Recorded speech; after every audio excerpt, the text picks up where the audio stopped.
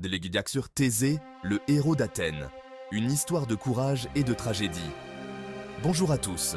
Aujourd'hui, embarquons pour un voyage dans la mythologie grecque et découvrons l'histoire de Thésée, l'un des héros les plus illustres.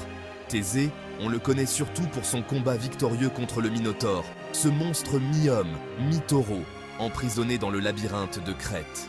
Mais avant d'explorer ce moment épique, remontons le fil du temps jusqu'à sa naissance. Fils du roi d'Athènes, Égée et d'Éthra, Thésée grandit avec un secret. Son père, avant de partir, cacha une épée et des sandales sous un lourd rocher, promettant à Éthra que leur fils, une fois devenu un homme fort, pourrait les récupérer.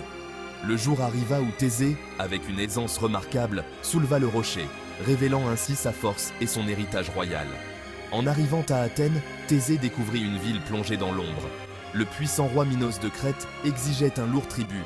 Tous les 9 ans, 7 jeunes hommes et 7 jeunes femmes d'Athènes devaient être sacrifiés au Minotaure. Le cœur vaillant, Thésée décida de se porter volontaire pour briser ce cycle de terreur.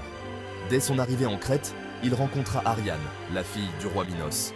Un amour naquit entre eux, et Ariane, déterminée à sauver Thésée, lui confia une pelote de fil, le fameux fil d'Ariane, qui lui permettrait de retrouver son chemin hors du labyrinthe. C'est avec son courage, sa force et ce fil précieux que Thésée s'aventura dans les profondeurs du labyrinthe. Le combat face au Minotaure fut intense, mais le héros athénien triompha, libérant sa ville du joug de la peur. Thésée, Ariane et les jeunes Athéniens prirent la mer, direction Athènes, laissant derrière eux le cauchemar du Minotaure. Mais le destin peut parfois être cruel. Sur le chemin du retour, Thésée abandonna Ariane sur l'île de Naxos. Les raisons restent un mystère. Certains évoquent l'intervention du dieu Dionysos, d'autres une simple trahison.